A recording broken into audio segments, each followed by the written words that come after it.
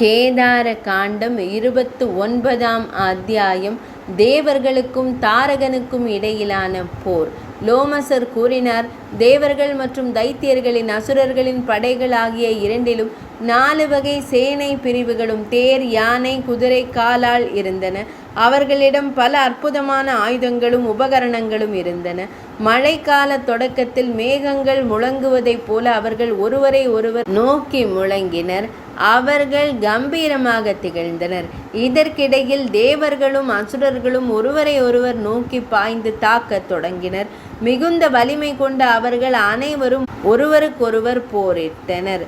தைத்தியர்களுக்கும் தேவர்களுக்கும் இடையிலான போர் மிகவும் ஆரவாரமாகவும் விறுவிறுப்பாகவும் இருந்தது. ஒரு கணத்திற்குள் போர்க்களம் முழுவதும் துண்டிக்கப்பட்ட உடற்பகுதிகள் மற்றும் வெட்டப்பட்ட தலைகளால் நிறைந்து காணப்பட்டது. நூற்றுக்கணக்கான மற்றும் ஆயிரக்கணக்கானோர் தரையில் வீழ்ந்தனர். சிலருடைய கரங்கள் வாள்களின் பயங்கரமான தாக்குதல்களால் வெட்டப்பட்டன. உண்மையில் முசுகுந்தன் மிகுந்த வலிமை வாய்ந்தவன், அளவிட முடியாத துணிச்சல் மற்றும் வீரத்தை கொண்ட மனிதனாக அவன் 3 உலகங்களிலும் புகழ் பெற்றிருந்தான்.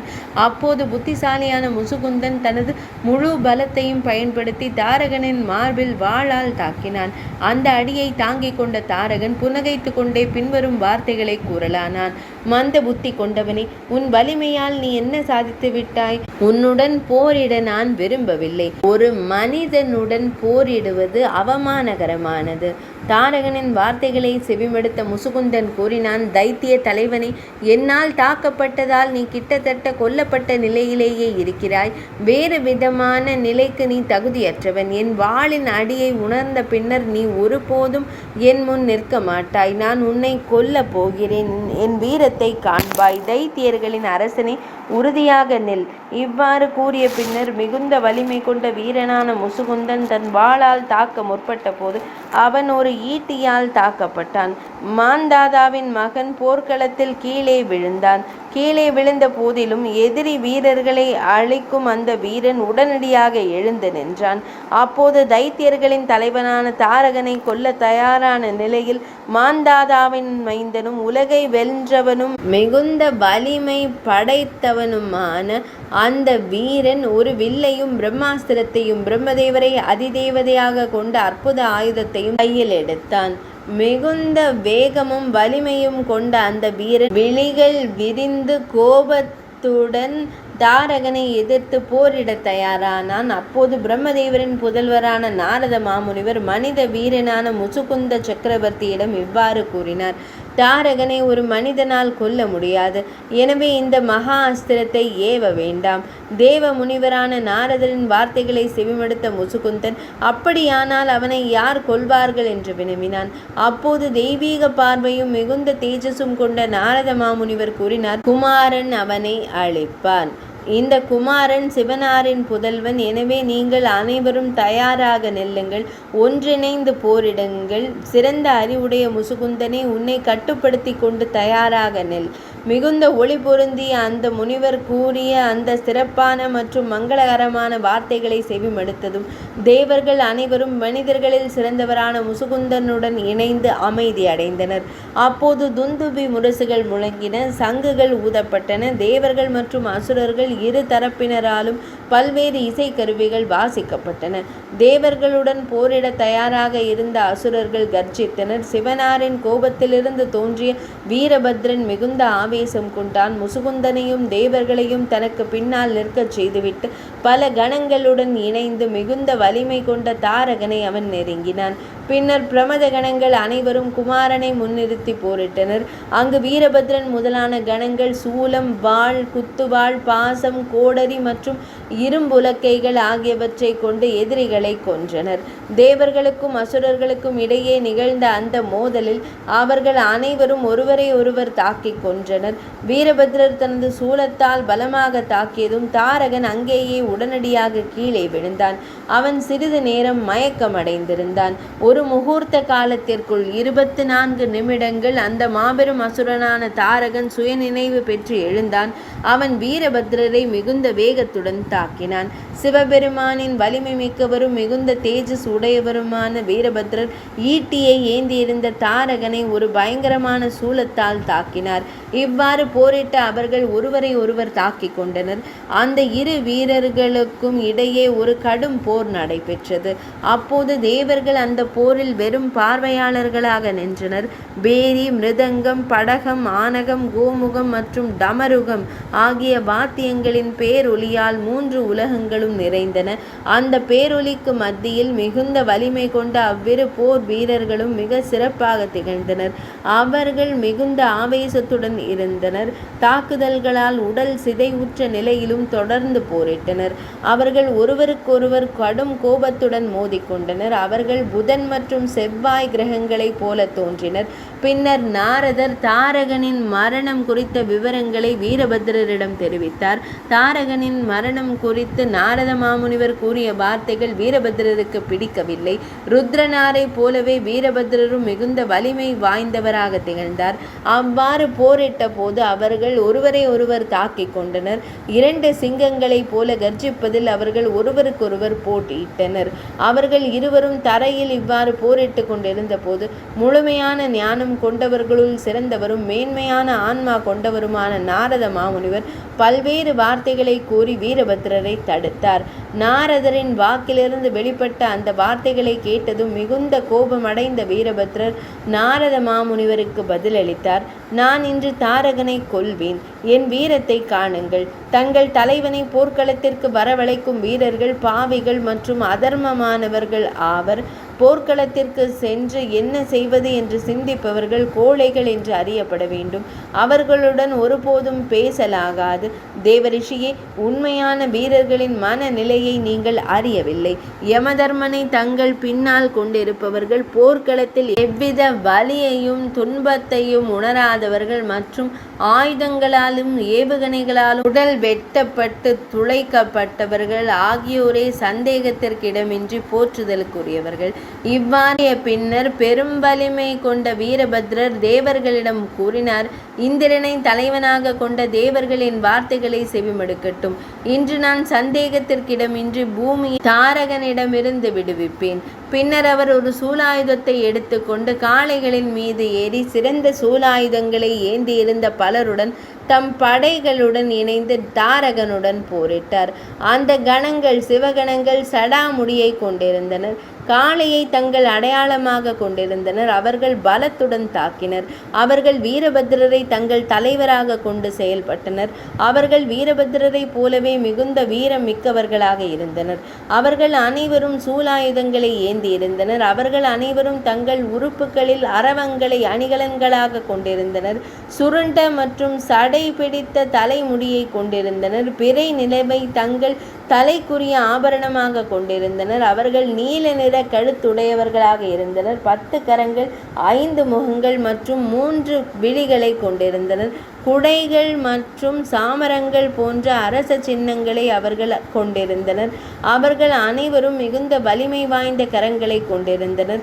வீரபத்ரரை தலைவராக கொண்ட அந்த கணங்கள் ஹரனாரின் சிவனின் வீர செயலை முன்னிறுத்தி தாரகனை சார்ந்திருந்த தைத்தியர்களுடன் போரிட்டனர். அந்த அசுரர்கள் கணங்களால் மீண்டும் மீண்டும் தோற்கடிக்கப்பட்டனர். அவர்கள் பின்வாங்க வேண்டிய கட்டாயம் ஏற்பட்டது. பின்னர் அவர்களுக்கும் அந்த சிறந்த தைத்தியர்களுக்கும் இடையே மிகவும் பயங்கரமான போர் மூண்டது. தைத்தியர்கள் சக்தி வாய்ந்த ஆயுதங்களை பயன்படுத்துவதில் நிபுணர்களாக இருந்த போதிலும் கணங்கள் அவற்றை முறியடித்தனர். கணங்கள் வெற்றி பெற்றனர். கணங்களால் தோற்கடிக்கப்பட்டு மிகுந்த துயரமடைந்த அவர்கள் அசுரர்கள் தங்கள் தோல்வியை தாரகனிடம் தெரிவித்தனர். போரிட விரும்பியவரும் உயர்ந்த ஆன்மா கொண்டவரும் தைத்தியர்களில் மிகச் சிறந்தவருமான தாரகன் வில்லை நன்கு வளைத்து கொண்டு ஒரு மீன் கடலுக்குள் நுழைவதைப் போல போர்க்களத்தில் நுழைந்தான். உண்மையில் மிகுந்த ஆற்றல் கொண்ட வீரபத்ரர் கணங்களுடன் இணைந்து தைத்தியர்களுடன் போரிட்டார். மிகுந்த கோபமடைந்த அந்த வலிமை மிக்க தைத்தியன் தேவேந்திரனை தலைவராக கொண்ட தேவர்கள் மற்றும் கணங்கள், யக்ஷர்கள், பிசாசுகள், குஹ்யகர்கள் ஆகிய அனைவரையும் தாக்கி சிதறடித்தான். பின்னர் தேவர்களுக்கும் தானவர்களுக்கும் இடையே ஒரு பரபரப்பான போர் மூண்டது. இதில் தேவர்கள், தானவர்கள் மற்றும் யக்ஷர்கள் அனைவரும் கூட்டாக பங்கேற்றனர். கர்ஜிக்கும் காளைகள் குதிரை வீரர்களையும் குதிரைகளையும் கொன்றன. அவை தேர்களை தாக்கி தேரோட்டிகளை கொன்றன. அவை பாகன்களுடன் யானைகளையும் கொன்றன. தேர்களில் சென்ற அல்லது காளைகளின் மீது ஏறி சென்ற கணங்களால் அசுரர்கள் அனைவரும் சிதறடிக்கப்பட்டனர் மற்றும் தாக்கப்பட்டனர். பலர் முற்றிலுமாக அழிக்கப்பட்டனர். தாக்கப்பட்ட சிலர் தரையில் விழுந்தனர். சிலர் ரசாதலத்தை, பாதாள உலகத்தை அடைந்தனர். பலர் போர்க்களத்திலிருந்து தப்பி ஓடினர். அவர்களில் சிலர் ருத்ரனின் பரிவாரங்களிடமும் தேவகர்களிடமும் அடைக்கலம் புகுந்தனர். இவ்வாறு தனது படை அழிக்கப்பட்டு சிதறுண்டதை கண்ட அசுரர்களின் காவலனான தாரகன் கடும் கோபம் அடைந்து தேவர் கூட்டங்களை கொல்ல முன்னேறி சென்றான். தைத்தியர்களின் அரசனான தாரகன் 10,000 கரங்களை தரித்து கொண்டான். அவன் திடீரென ஒரு சிங்கத்தின் மீதேறி போரில் அவர்களை, அதாவது கணங்களை கொன்றான். கவசம் பூட்டப்பட்டிருந்த அந்த சிங்கத்தால் சில காளைகள் கிழித்து எறியப்பட்டன. அதே போல தாரகனாலேயே பல கணங்கள் கொல்லப்பட்டன. உயர்ந்த உள்ளம் கொண்ட தாரகன் அப்போது இச்செயல்களை செய்தான். அந்த மாவீரன் தாரகனை அனைத்து தேவர்களாலும் கூட எதிர்கொள்ள இயலவில்லை. வலிமை மிக்க கரங்களை உடைய அந்த தைத்தியன் 3 உலகங்களையும் அழிப்பவனாக மாறினான். தாரகனின் தைத்திய படைகள் மிகுந்த வலிமை கொண்டவையாகவும் வெல்ல முடியாதவையாகவும் திகழ்ந்தன. அவர்கள் பிரம்மாண்டமான வாகனங்களில் ஏறினர். அவர்கள் பயங்கரமான தோற்றத்துடனும் முழுமையான கவசங்களுடனும் விளங்கினர். கொடிய தாக்குதல் நடத்துபவர்களாகவும் இருந்தனர். கணங்கள் அந்த தைத்தியர்களால் விழுங்கப்பட்டன. காளைகள் சிங்கங்களால் கொல்லப்பட்டன. இவ்வாறு போர்க்களத்தில் கணங்கள் கொல்லப்பட்டு கொண்டிருந்த போது பகவான் ஸ்ரீ மகாவிஷ்ணு புன்னகைத்து கொண்டே சிவபெருமானின் செல்ல மகனான குமாரனை, முருகனை கண்டு இவ்வாறு கூறினார். பகவான் ஸ்ரீ மகாவிஷ்ணு கூறினார், கிருத்திகைகளின் புதல்வனே, உன்னை தவிர இந்த பாவியை அழிக்க வேறு யாராலும் இயலாது. எனவே வலிமை மிக்கவனே, எனது ஆலோசனையை உன்னால் நிறைவேற்றப்பட வேண்டும். சிவபெருமானின் புதல்வனே, தாரகனை வதம் செய்வதற்காகவே நீ அவதரித்துள்ளாய். எனவே தாரகனை கொல்லும் செயலை நீயே செய்ய வேண்டும். இதனை செவிமடுத்ததும் அன்னை பார்வதி தேவியின் புதல்வனும் மகாதேவனின் மைந்தனுமான அவர் சினமடைந்தார். ஆயினும் புன்னகைத்தபடியே பகவான் ஸ்ரீ மகாவிஷ்ணுவிடம் பின்வரும் பொருத்தமான சொற்களை கூறினார். உயர்ந்த உள்ளம் கொண்ட வீரர்களின் வியக்கத்தக்க போர் முறைகளை நான் கூர்ந்து கவனித்து வருகிறேன். பகவான் ஸ்ரீ மகாவிஷ்ணுவை எதை செய்ய வேண்டும், எதை செய்யலாகாது என்று ஆராய்ந்து முடிவெடுப்பதில் எனக்கு போதிய அறிவோ பயிற்சியோ இல்லை. நம்மை சார்ந்தவர்கள் யார், நம் எதிரிகள் யார் என்பது கூட எனக்கு தெரியாது. அவர்கள் ஏன் ஒருவரை ஒருவர் தாக்கிக் கொள்கிறார்கள் என்பதும் கூட எனக்கு புரியவில்லை. குமாரனின் சொற்களை கேட்ட நாரத மாமுனிவர் பின்வருமாறு கூறினார். நாரதர் கூறினார், வலிமை மிக்க தோள்களை கொண்டவனே, நீ சங்கரனாரின் அம்சமாக பிறந்த குமாரன் ஆவாய். நீயே அனைத்து உலகங்களுக்கும் தலைவனும் இரட்சகனும் ஆவாய். தேவர்களின் இறுதி இலக்கும் நீயே ஆவாய். வீரனே, முன்னொரு காலத்தில் தாரகன் மிக கடுமையான தவத்தை செய்தான். அதன் பலனாக தேவர்கள் தோற்கடிக்கப்பட்டனர். சொர்க்கலோகம் அவனால் கைப்பற்றப்பட்டது. கடுமையான தவத்தின் மூலம் அவன் யாராலும் வெல்ல முடியாத ஆற்றலை பெற்றான். தேவேந்திரனும் திக்பாலகர்களும் அவனால் தோற்கடிக்கப்பட்டனர். தீய உள்ளம் கொண்ட அவனால் 3 உலகங்களும் கைப்பற்றப்பட்டுவிட்டன. எனவே பாவியான தாரகனை நீயே கொல்ல வேண்டும். தலைவனே, நீயே அனைவரின் நலனையும் நிலைநாட்ட வேண்டும். நாரத மாமுனிவரின் சொற்களை செவிமடுத்த குமாரன், அந்த மகாதேவன் தனது விமானத்திலிருந்து கீழே இறங்கி நடந்தே செல்ல தொடங்கினார். சிறுவன் வடிவில் இருந்த சிவகுமார் தரையில் ஓடி விளையாடத் தொடங்கினார். அப்போது ஒரு பெரிய வால் நட்சத்திரத்தை போல மிகுந்த ஒளி வீசும் பேராற்றல் வாய்ந்த ஒரு வேலாயுதத்தை தன் கரத்தில் ஏந்தி கொண்டார். தன்னை நோக்கி வந்து கொண்டிருந்தவரும் மிகுந்த உக்கிரமானவரும் உருவம் புலப்படாதவரும் வலிமை மிக்கவர்களுள் மிகச் சிறந்தவருமான அந்த இறைவனை, குழந்தை வடிவிலான இறைவனை கண்ட அந்த அசுரன் தைத்தியன் இவ்வாறு கூறினான். தேவர்களுக்கு தலைவனான இந்த குமாரன் குழந்தை வடிவிலான சேனாதிபதி தேவர்களின் எதிரிகளை அழிப்பவன் ஆவான். இவனுடன் போரிட நான் ஒருவனே போதுமானது. வீரமிக்க கணங்கள், பெரும் ஈஸ்வரர்கள் மற்றும் திக்பாலகர்கள் அனைவரையும் நான் உடனே கொன்று குவிப்பேன். இவ்வாறு கூறிய அந்த மகா வலிமை படைத்தவன் போரிடுவதற்காக குமாரனை நோக்கி சென்றான். அந்த தாரகன் மிகவும் அற்புதமான தன்மை உடைய ஒரு ஈட்டியை, சக்தி ஆயுதத்தை ஏந்தி கொண்டு பின்வரும் சொற்களை கூறினான். தாரகன் கூறினான், ஒரு குழந்தையை ஏன் எப்படி நீங்கள் அனைவரும் எனக்கு முன்னால் நிறுத்தியுள்ளீர்கள்? தேவர்களை புரந்தரன் தேவேந்திரனை தலைவனாக கொண்ட நீங்கள் அனைவரும் வெட்கமற்றவர்கள். அவன் செய்தவை அனைத்தும் எனக்கு தெரியும். உறங்கிக் கொண்டிருந்தவர்கள் கட்டப்பட்டு துன்புறுத்தப்பட்டனர். கருப்பையில் இருந்த உயிர்கள் அழிக்கப்பட்டு வீழ்த்தப்பட்டன. பகுரூபன் என்ற அசுரன் கஷ்யப முனிவரின் புதல்வனால் கொல்லப்பட்டான். பெரும் வீரனான நமுச்சி கொல்லப்பட்டான். விருத்திரனும் கொல்லப்பட்டான். பாலனை, அசுரனை கொன்ற இந்த தேவேந்திரன் குமாரனையும் கொல்ல விரும்புகிறான். தேவர்களே, இந்த குமாரன் இன்று என்னால் சந்தேகத்திற்கிடமின்றி கொல்லப்படுவான். முன்பு வீரபத்ரனே, தக்ஷனின் யாகத்தின் போது உன்னால் பல பிராமணர்கள் கொல்லப்பட்டனர். போரில் வல்லவனே, மிகுந்த புத்திசாலியே, அந்த செயலுக்கான பலனை இன்று இந்த போரின் போது நான் உனக்கு காட்டுவேன். இவ்வாறு கூறிய அந்த உன்னத ஆன்மா கொண்ட அசுரர்களின் தலைவனும் ஒப்பற்ற சிறந்த வீரனுமான அவன் மிகுந்த அற்புதமான குணங்களை கொண்ட தனது சக்தி ஆயுதத்தை ஏந்தினான். போர்க்கலை அறிந்தவர்களுள் அந்த தாரகன் மிகச் சிறந்தவனாவான். இவ்வாறு திதியின் புதல்வன் தாரகன் அந்த உன்னத புருஷரால், இறைவனால் தாக்கப்படலானான். அவன் முன்னணி அசுரர்களால் சூழப்பட்டிருந்தான்.